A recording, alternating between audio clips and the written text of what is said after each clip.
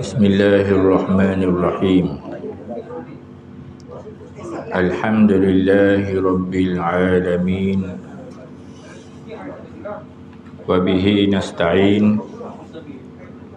Wassalatu wassalamu ala sayyidina Muhammad asyrafil anbiya'i wal mursalin wa ala alihi wa sahbihi ajma'in. Rabbi shrah li sadri wa yassir li amri wahlul 'uqdatam min lisani yafqahu qawli. Subhanaka la ilma lana illa ma 'allamtana innaka antal alimul hakim. Wa la hawla wa la quwwata illa billahil aliyyil azim. Qala al-musannif rahimahullahu ta'ala wa nafa'ana bi'ulumihim fid darain. Fasal yang ketiga, terpeliharanya Rasul-Rasul alaihi wassalatu wassalam dari sebarang perkara yang mencacatkan kesempurnaan martabatnya. Pasal ketiga ini membincangkan tentang maksum, terpelihara Nabi-Nabi dan Rasul-Rasul alaihi wassalatu wassalam. Sebagaimana yang kita tahu, Nabi-Nabi dan Rasul-Rasul ini bersifat dengan amanah, as-sidq, amanah, fatanah, tabligh. Antara sifat Nabi al-amanah. Amanah ni bukan amanah jaga harta je, dengan makna yang sangat luas. Sifat amanah ni ialah Allah Ta'ala jaga Nabi-Nabi dan Rasul-Rasul alaihi wassalam. Maksum. Jaga daripada melakukan perkara-perkara meninggal perintah Allah Ta'ala. Jaga daripada perkara-perkara buat perkara yang dilarang oleh Allah Ta'ala. Sama ada sebelum dilantik menjadi Nabi, apatah lagi selepas dilantik menjadi Nabi, menjadi Rasul. Daripada kecil sehinggalah sampai mati, Allah Ta'ala jaga. Itu makna amanah. Disokong dengan mukjizat-mukjizat, dibantu direct oleh Allah Subhanahu Wa Ta'ala melalui malaikat-malaikatnya, antaranya malaikat Jibril alaihissalam. Jadi Nabi-Nabi dan Rasul-Rasul ini dah sama dengan kita. Kita tidak terlepas daripada dosa, kesalahan. Kullu bani Adam khata' wa khairul khata'in at-tawwabun. Atau kama qala sallallahu alaihi wasallam. Tiap-tiap anak Adam ini khata', buat salah. Sebaik-baik buat salah ialah bertaubat kepada Allah Ta'ala. Kita ada salah, ada silap, dan bertaubat kepada Allah Ta'ala. Allah Ta'ala terima taubat. Adapun Nabi-Nabi dan Rasul-Rasul tidak pernah buat salah. Kalau ada perkara yang menunjukkan zahirnya ada buat salah, kena tafsir, kena takwil kepada yang lain. Kerana Nabi Rasul ini maksum, dijaga, dipelihara oleh Allah SWT. Kerana mereka ini contoh tauladan. Kalau buat salah, bagaimana nak buat contoh kepada orang lain? Orang lain dah ikut. Sedangkan Allah Ta'ala bagi risalah, mesej, arahan dan larangan sapa kepada manusia. Nabi tak boleh buat contoh, maka mustahil berlaku begitu.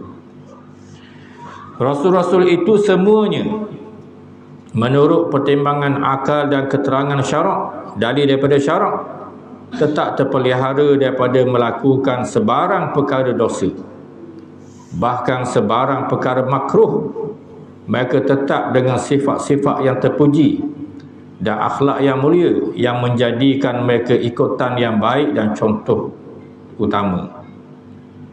Yang haram tidak pernah melakukan. Ada pun yang makruh pun Allah Ta'ala jaga juga, dah buat. Kalau perkara yang makruh ni, seperti berlaku zaman Nabi SAW, Nabi dipelawa makan dhab. Dhab ini ialah bewok pasir negara Arab. Bukan bewok pasir pak kita ni. Mereka gigak bewok pasir pak kita. Tidak sama. Bewok pasir negara Arab ialah yang dipanggil dhab. Dhab ini pernah satu ketika sahabat Nabi SAW pelawa pada Nabi SAW. Pelawa makan dhab ni. Nabi tak makan. Nabi kata aku tak makan binatang yang tak ada kapung aku. Nabi balas dengan balas yang baik. Tapi Nabi tak larang. Apabila Nabi tak larang, itu panggil ikrar, pengakuan bahawa benda itu adalah halal. Cuma Nabi tak makan. Maka dhab itu halal. Boleh orang kita macam-macam buat ubat. Ubat gagah lalu buat minyak ke, goreng ke apa ke. Keluarnya minyak dhab. Dan memang ia ada khasiat yang tertentu minyak dhab ini. Antaranya benda-benda yang berbau, seperti bawang putih, bawang merah, bawang besar. Bawang-bawang ni berbau. Jadi Nabi-Nabi dan Rasul-Rasul ni dijaga. Tak makan benda-benda yang makruh. Dia halal tapi makruh. Sehingga ada riwayat Nabi kata jangan menghampiri masjidku orang yang makan bawang putih, bawang besar ni, bawang merah. Jangan menghampiri. Kerana orang makan bawang ni mulut busuk. Apabila mulut busuk, mengganggu orang semayang.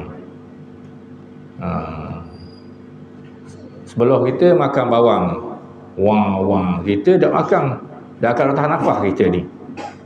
Tahan nafas tak boleh, kau mati.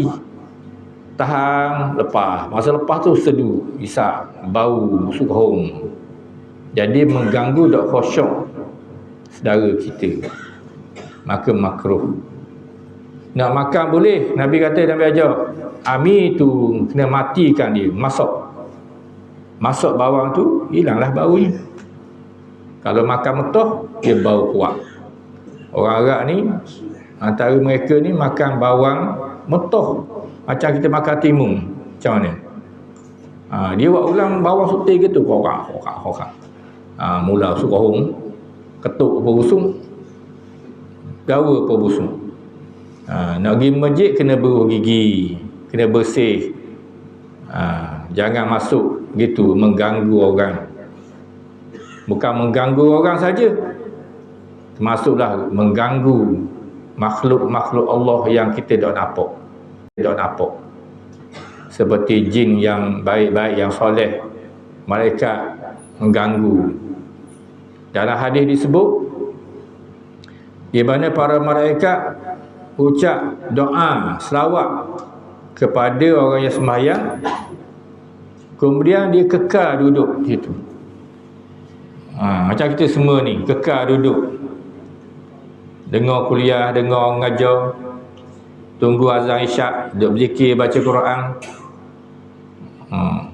Malaikat berselawat, berdoa, Allahumma fil lahu, Allahumma arhamhu. Dia duduk ulang, Allahumma fil lahu, Allahumma fil lahu, Allahumma arhamhu. Mereka ada ulang. Apabila mereka berdoa, sudah tentu diterima oleh Allah Ta'ala. Allahumma fil lahu, Allahumma arhamhu. Kepada orang sembahyang tidak berada, duduk tunggu, dia buat amal-amal yang baik dalam masjid. Betul lagi dia nak iktikaf, dapat pahala yang besar. Antaranya dapat doa daripada malaikat. Ya Allah, ampunilah dosanya. Ya Allah, berilah rahmat kepadanya. Mereka berdoa dengan syarat ma lam yuhdis fih, ma lam yu'zi fih. Disebut dalam hadis sahih, selama mana dia tidak berhadas.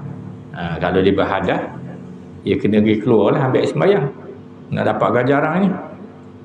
Biarlah duduk dalam masjid ni sentiasa berhadas, ada wuduk, dan malam yu'zi fih, selama mana dia tidak menyakiti orang dalam masjid.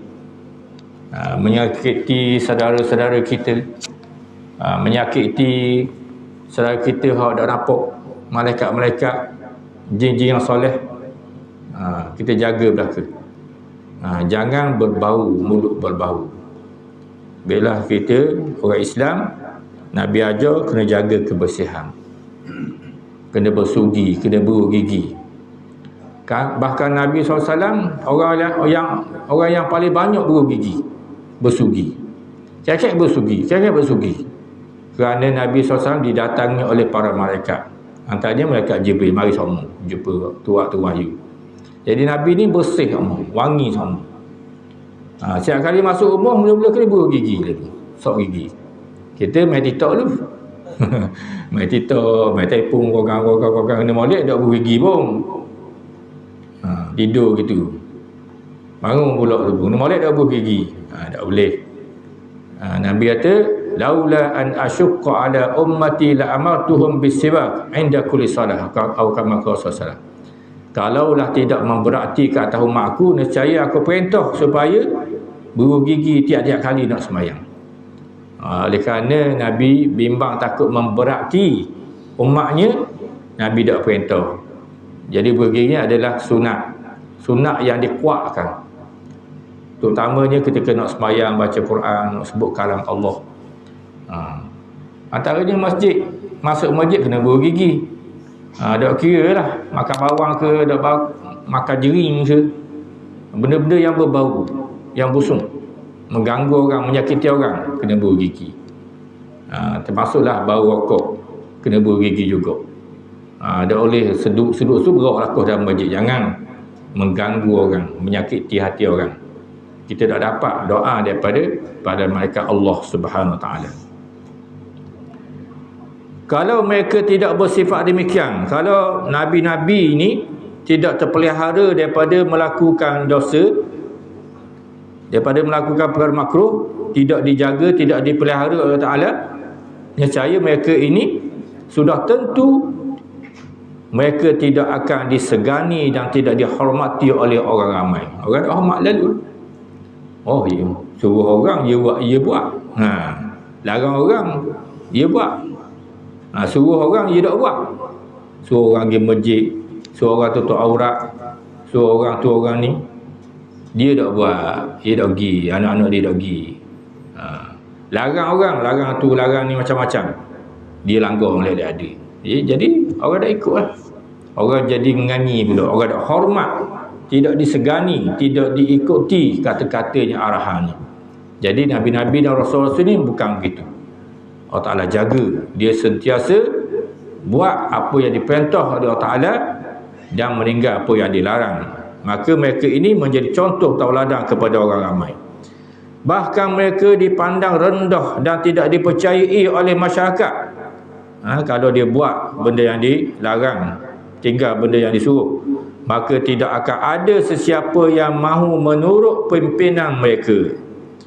Orang tak berikut, orang tak berlatih pun jadi ketua. Dah? Orang panggil pandai cakap aja. Pandai cakap, dia tak buat. Kabura maqtan 'indallahi an taqulu ma la taf'alun. Sangat besar murka Allah di sisi Allah. Sangat besar murka di sisi Allah orang-orang yang kata dia tak buat. Sebagaimana dilaknat Bani Israel, antara penyakitnya, kesalahan mereka ialah dia tidak mencegah apa sahaja maksiat yang berlaku depan dia, sehingga Allah Ta'ala laknat. Dalam surah Al-Quran disebut Allah Ta'ala melaknat Bani Israel ini, puncanya dia tidak larang maksiat-maksiat yang berlaku dalam masyarakat depan mata dia. Kita jangan main-main. Kalau benda maksiat berlaku, kita kena bergotong royong. Jangan gotong royong bersih kubur, bersih masjid je. Termasuklah gotong royong membentras maksiat-maksiat yang berlaku dalam kampung dan masyarakat kita. Gaib bunyi, apa cara kain tepi kayu orang? Allah Ta'ala suruh. Kalau masing-masing diam senyap, kena bala belaka. Kena bala belaka.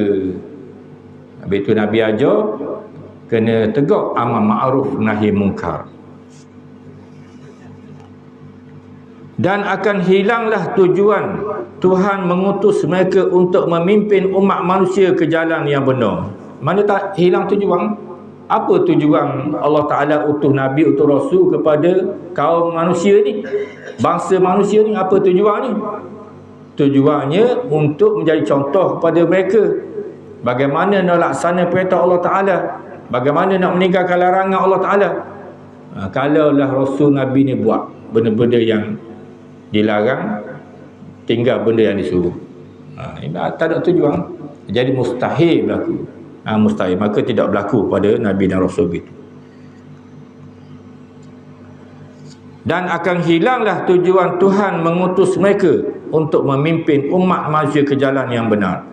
Bahkan kalaulah mereka melakukan sesuatu yang mencacatkan sifat kesempurnaan kemanusiaannya, seperti mereka meninggalkan sesuatu yang wajib, atau mengerjakan sesuatu yang haram, ataupun mereka melakukan apa-apa jua yang bertentangan dengan akhlak yang mulia, seperti berdusta, berlaku khianat, menyembunyikan kebenaran, memungkiri janji dan sebagainya, nescaya akan menjadilah mereka ikutan yang buruk. Kalau dia buat benda-benda maksiat gitu, orang ramai jadi ikut benda yang buruk, maka mustahil berlaku itu. Ini dia sedut akal fikiran. Allah Ta'ala utus Nabi, utus Rasul ni sebagai contoh tauladan kepada manusia. Bagaimana nak mengabdikan diri kepada Allah Ta'ala, nak laksanakan perintah Allah Ta'ala, nak meninggalkan larangan Allah Ta'ala. Rasul Nabi ni lah role model, contoh tauladan hidup depan mata. Kalaulah mereka dakwah gitu, maka tak ada tujuan, mustahil berlaku begitu. Jadi semua Nabi-Nabi dan Rasul-Rasul tu terpelihara daripada berbohong, khianat, menyembunyikan kebenaran, mengungkir janji dan sebagainya. Nescaya akan menjadilah mereka ikutan yang buruk dan tidaklah menjadi contoh utama dan pedoman petunjuk. Maka yang demikian adalah mustahil. Mustahil. Dan mustahil bagi Rasul, mustahil bagi Allah. Mana mungkin Allah Ta'ala utuh Nabi, utuh Rasul pembohong? Mustahil. Allah Ta'ala ni bersifat dengan sifat yang kesempurnaan, semua sifat Allah Ta'ala. Mustahil bagi Allah utuh Nabi, latih Nabi, latih Rasul pembohong, makan rasuah, mungkir janji, berzina, minum arak. Mustahil belaka. Allah Ta'ala tahu siapa yang layak menjadi utusannya. Allah Ta'ala pilih yang terbaik di kalangan manusia, supaya menjadi contoh kepada mereka. Di sinilah kalau kita tengok kisah Nabi SAW, diakui kawan dan lawan, sehingga musuh-musuh pun menggelar Nabi SAW Al-Amin, orang yang sangat amanah, akhlak yang sangat mulia, tolong orang, bantu orang susah, sabar, lunaskan hutang-hutang, tolong orang yang dizalimi, macam-macam sifat yang mulia. Orang sehingga orang sipang barang dengan Nabi SAW, rumah Siti Khadijah. Masa tu bank tak ada, bank di rumah je lah. Sebab apa dia sipang? Kerana percaya. Sehinggalah Nabi SAW sebelum berhijrah ke Madinah, Nabi minta Sayyidina Ali karamallahu wajhah pulang balik barang-barang yang disimpan di rumah ni. Sangat amanah. Orang jahiliah, musyrik Quraisy pun percaya pada Nabi, apatah lagi orang Islam. Tak ada apa-apa yang nak kritik, nak take pada malaikat deki, tak puas hati, engkar sungguh-sungguh. Kerana seolah-olah Nabi ni membawa amanah, mesej daripada Allah, menyekat kebebasan mereka. Dia hidup minum arak semua, dia hidup zina semua, dan Nabi larang. Perintah daripada Allah Ta'ala, marah. Macam berlaku learning Learning berlaku juga. dalam masyarakat kita. Minat minum arak, minat joget, judi. Tiba-tiba ada kumpulan Islam cegah, larang, marah. Macam-macam ambil tindakan. Ini tak betul belaka ni, ngarut belaka. Mesti kembali kepada perintah Allah. Ikut Nabi, ikut Rasul. Itu sifir yang sangat mudah. Kita duduk atas bumi Allah, mesti ikut perintah daripada Allah. Maka yang demikian adalah mustahil, kerana mustahil bagi Allah Ta'ala menyetujui perkara-perkara yang buruk atau menyuruh supaya orang-orang yang bersifat buruk itu dijadikan ikutan, sedang manusia diperintahkan menurut Rasul. Jadi mustahil bagi Allah setuju perkara yang buruk, yang maksiat, yang melanggar nilai-nilai murni kemanusiaan itu dijadikan ikutan. Mustahil. Ini orang panggil hujah akal, ilmu akal. Dari sudut akal ni tak boleh terima. Allah Ta'ala zat yang sempurna, utuh Rasul, mestilah Rasul tu dipelihara, dijaga sebagai ikutan, kerana Rasul itulah tunjuk contoh kepada kita bagaimana nak laksanakan perintah Allah, mengabdikan diri kepada Allah Ta'ala. Itu tujuan. Menurut keterangan syarak pula, keterangan dalil daripada Quran, ada beberapa ayat yang menunjukkan bahawa Rasul-Rasul itu dikurniakan Allah dengan sifat-sifat kesempurnaan. Di antaranya yang diterangkan dalam surah Al-An'am ayat 89 dan 90. Ulaika allazina atainahumul kitaba wal hukma wan nubuwwah fa in yakfur biha haula'i faqad wakkalna biha qauman laysu biha bikafirin. Ulaika allazina hadallahu fa bihudahu muqtadih. Qul la as'alukum alaihi ajra in huwa illa dzikra lil alamin. Artinya, mereka itulah orang-orang yang telah kami berikan kepadanya kitab suci dan hikmah, ilmu pengetahuan serta pangkat kenabian. Oleh itu, jika orang-orang kafir itu mengingkarinya, maka sesungguhnya kami akan menyerahkannya kepada kaum lain yang tidak akan kufur kepadanya.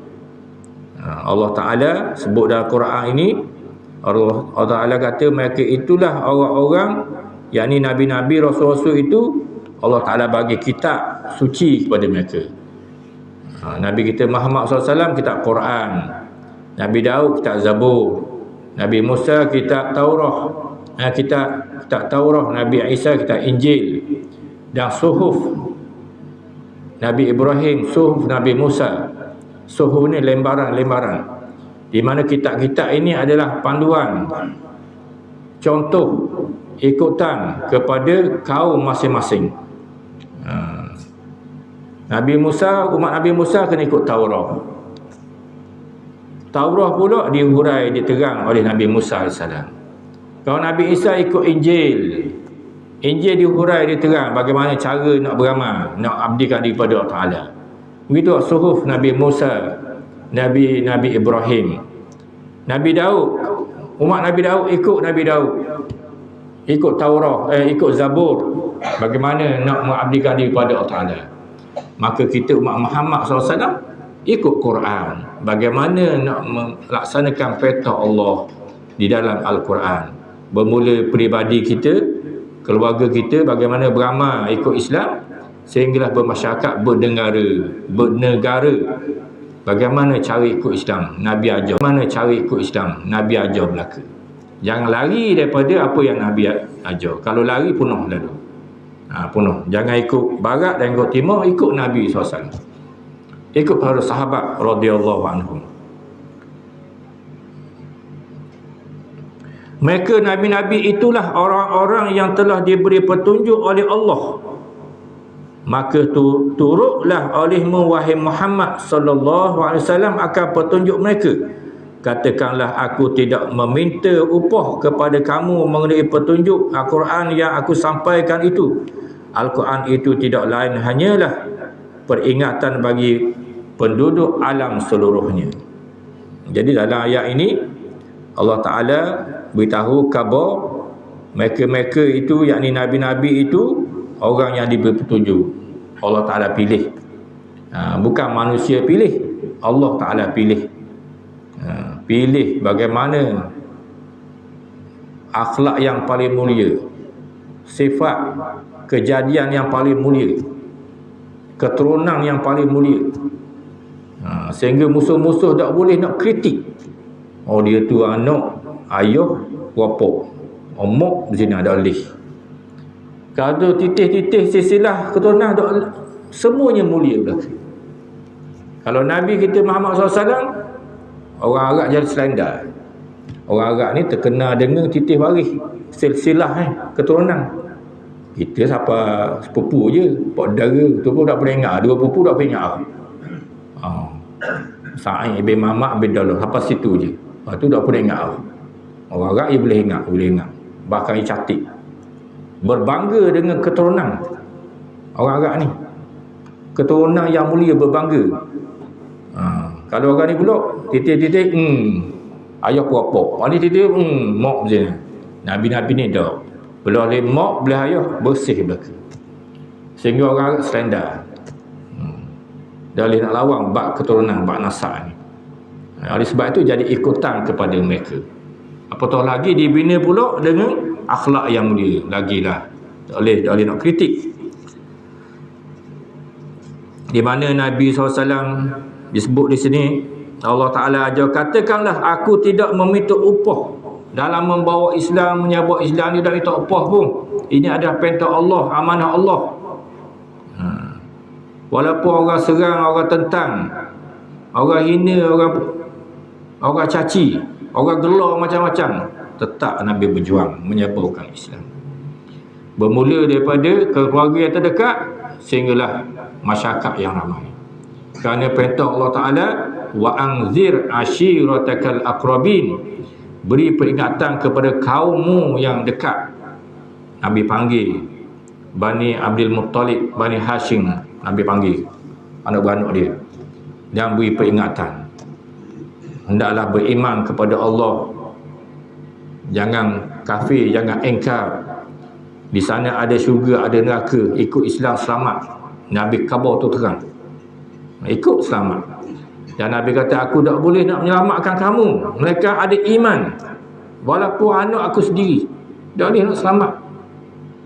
Kita tak boleh nak berbangga dengan keturunan, tapi berbangga dengan iman dan amal yang dikurniakan oleh Allah Subhanahu Wa Taala.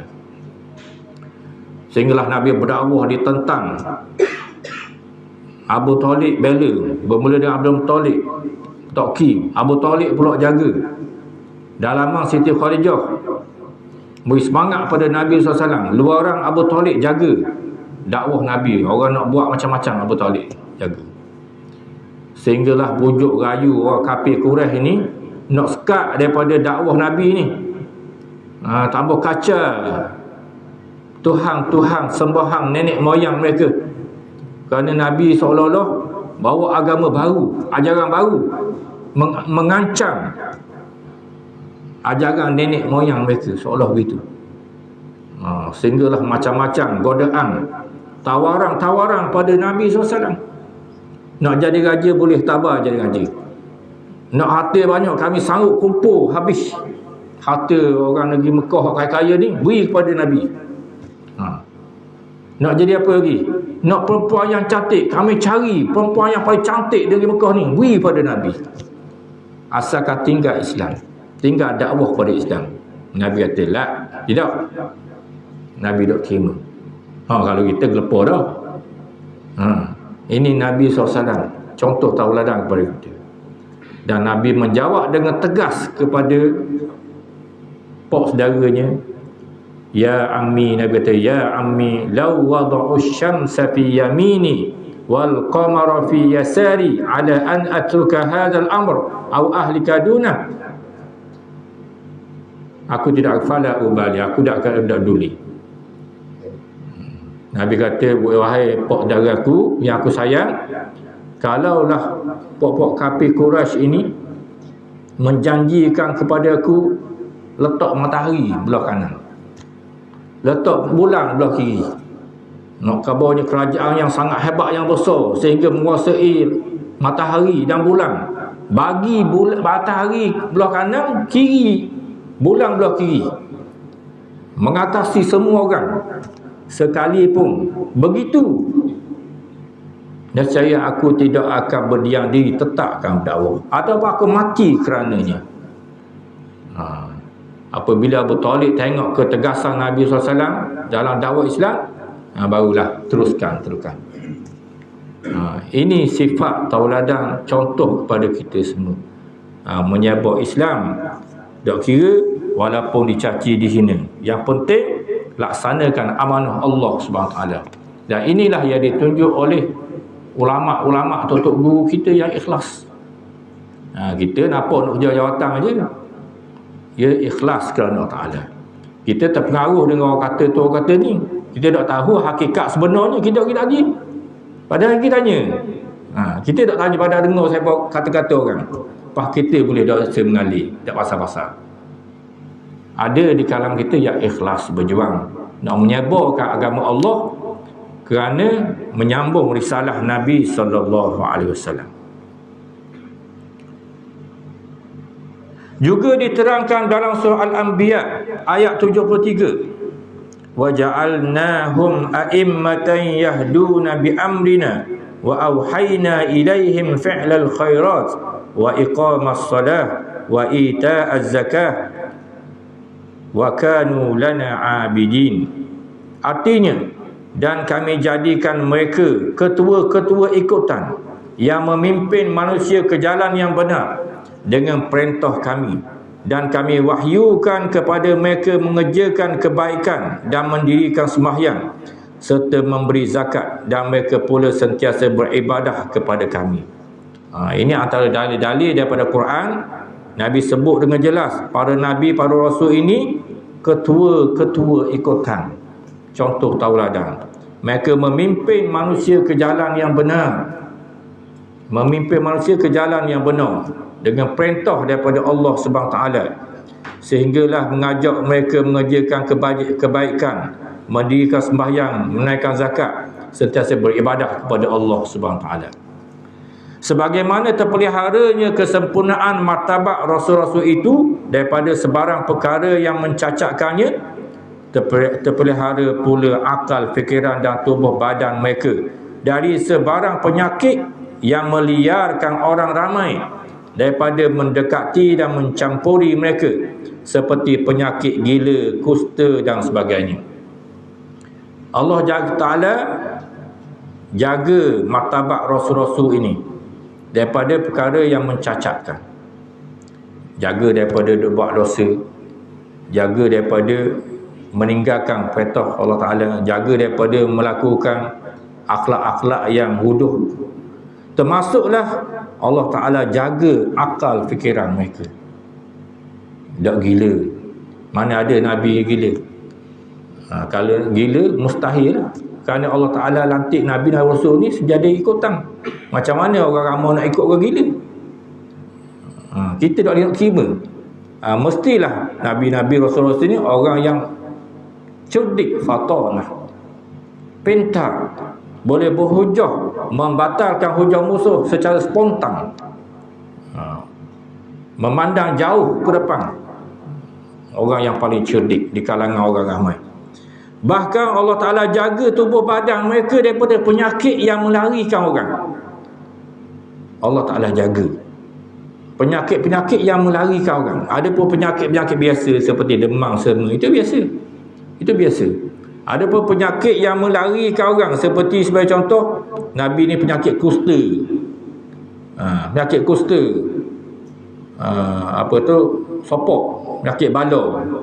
Dia apa? Hak putih kan? Penyakit bala. Na'udzubillah afanallahu min zalik. Apa-apa sahajalah penyakit yang melarikan orang. Penyakit siapa berdonor kali. Kan ada orang panggil riwayat Israiliyah, riwayat yang dibawa oleh orang-orang Yahudi memasukkan dalam kitab-kitab Islam, cerita hal-hal Nabi ni. Antaranya seperti macam Nabi Ayub alaihi salam. Kononnya Nabi Ayub ni sakit, ulat jatuh, ambil ulat mau sampai tahap tu. Apabila melarikan orang itu mengarut lalu dah. Tak boleh.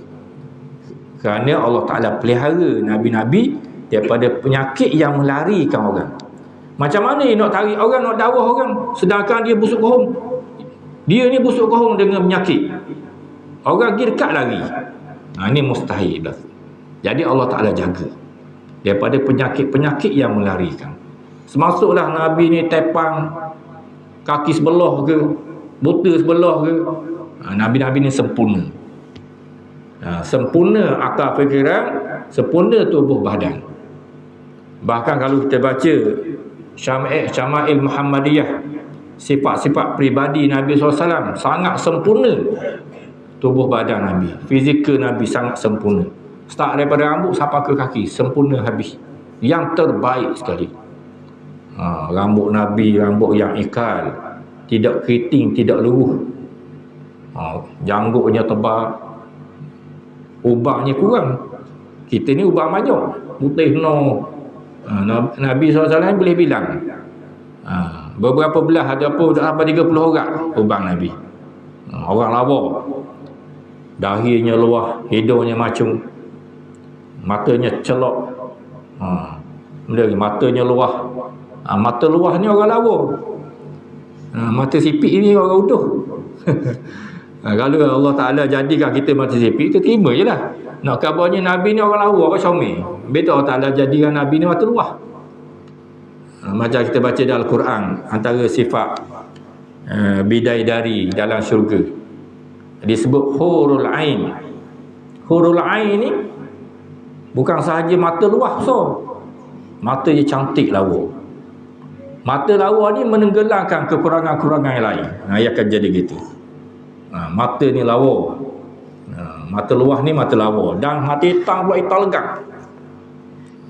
Badan Nabi peluk bidang. Ni ruah-ruah ni besar ni. Katang. Dada peluk bidang.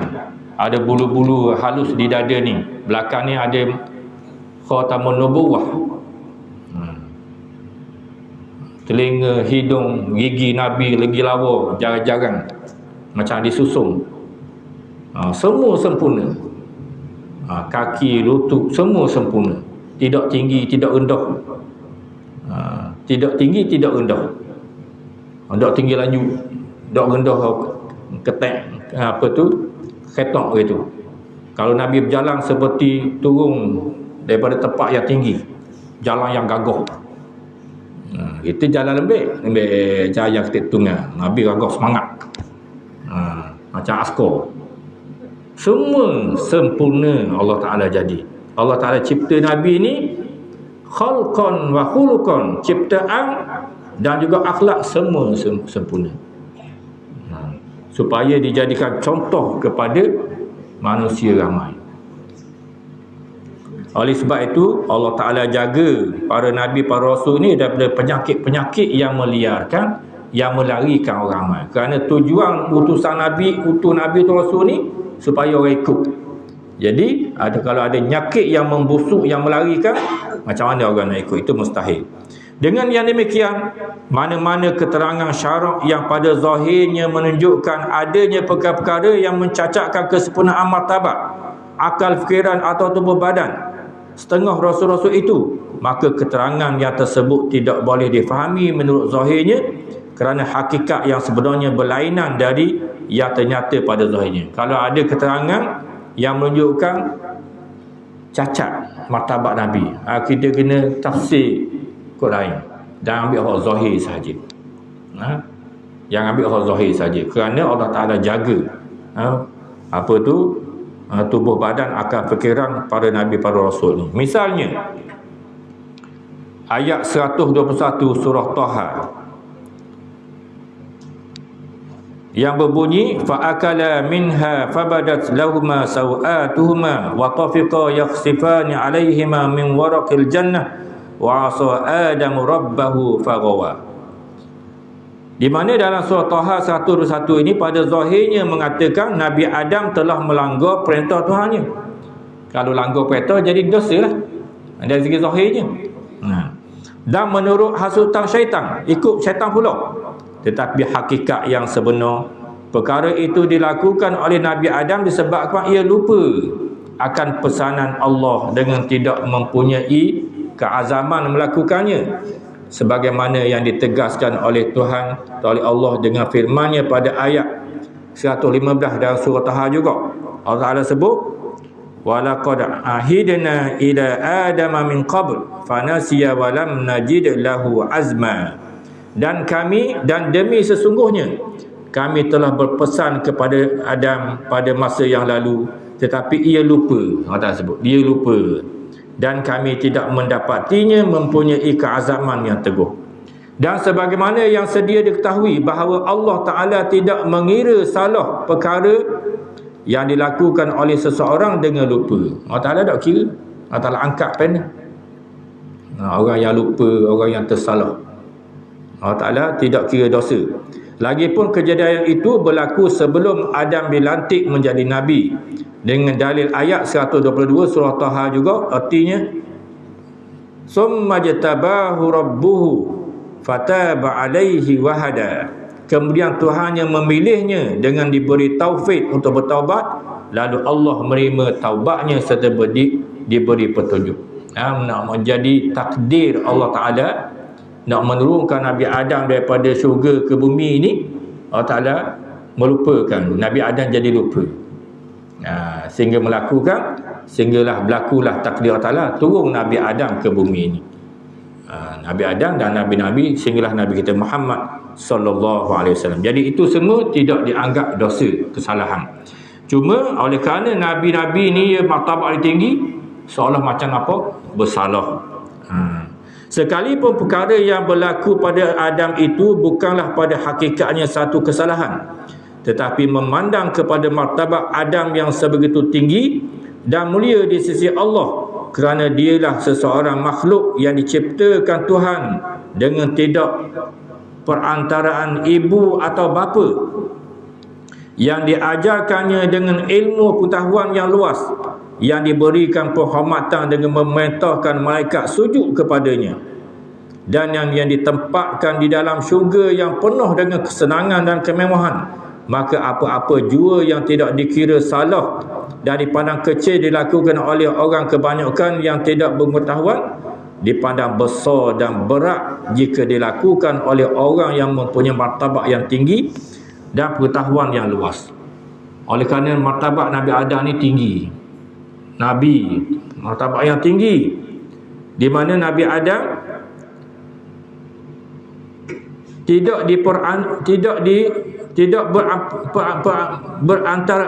perantaraan ibu dan bapa. Nabi Adam tak ada ayah, tak ada mak. Allah Ta'ala cipta dengan kekuasaan ni. Jadi dan juga diberi ilmu yang sangat luas sehingga malaikat tak tahu nama-nama makhluk, nama-nama macam-macam nama Allah Ta'ala ajar sehingga malaikat selendang. Ia diberi penghormatan supaya malaikat sujud hormat kepada Nabi Adam. Allah Ta'ala perintah Nabi Adam, perintah pada malaikat supaya sujud Nabi Adam. Semua sujud, malaikat iblis. Fasajadu illa iblis.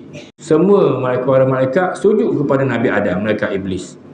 Di mana iblis ni aba wastakbara, enggan dan takabur, termasuk di kalangan orang yang kafir.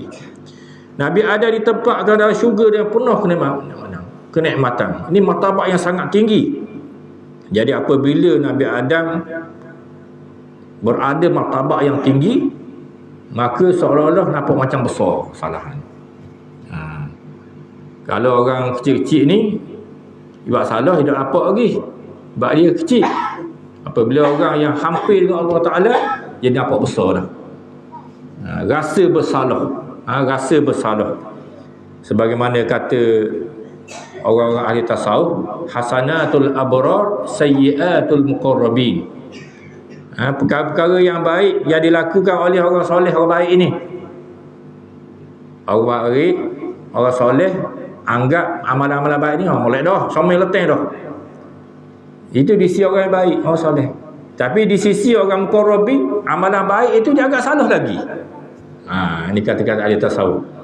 Amalan baik yang dilakukan oleh orang soleh itu masih lagi bersalah, berdosa di sisi orang yang muqarrabin, orang yang hampir dengan Allah Subhanahu taala.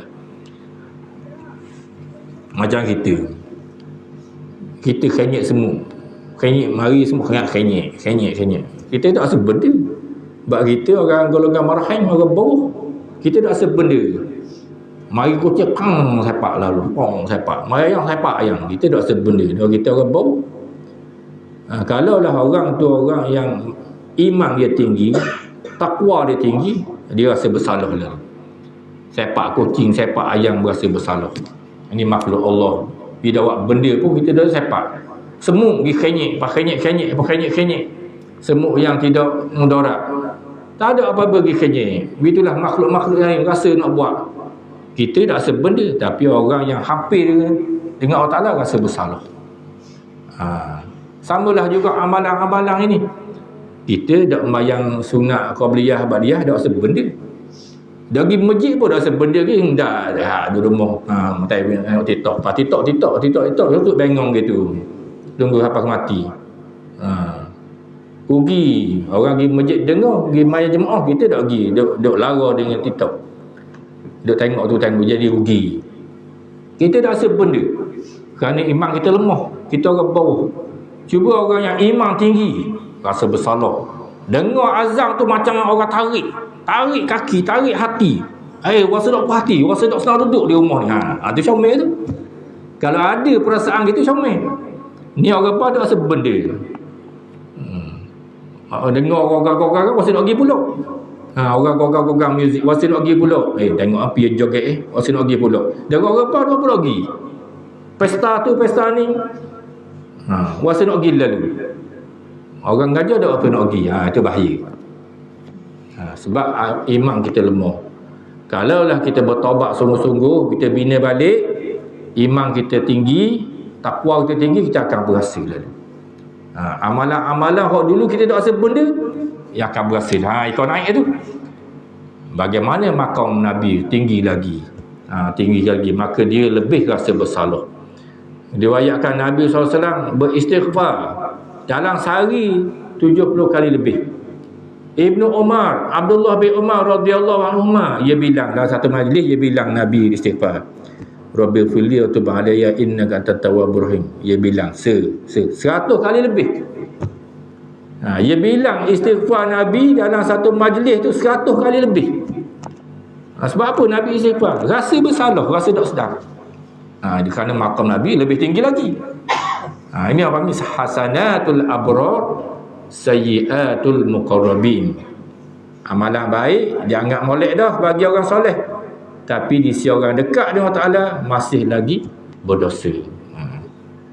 Demikianlah kesimpulan akidah kepercayaan Rasul-Rasul Tuhan alaihimus salatu wassalam. Jadi wajib kita percaya, beriman kepada Rasul-Rasul, Nabi-Nabi alaihimus salatu wassalam ini al-amanah, di mana Allah Ta'ala jaga daripada melakukan perkara yang dilarang oleh Allah Ta'ala, ataupun tak buat benda yang disuruh Allah Ta'ala, ataupun Allah Ta'ala Allah Ta'ala kita yakin beriman Allah Ta'ala jaga Nabi-Nabi dan Rasul ini akal, fikiran, termasuklah tubuh badan yang boleh melarikan orang ramai, boleh melarikan orang ramai. Wajib beriman gitu. Kalau ada cerita-cerita dongeng, kita tak boleh nak percaya, kena tolak, kerana itu bercanggah dengan sifat utusan Allah Subhanahu Taala, pilihan Allah Subhanahu Taala.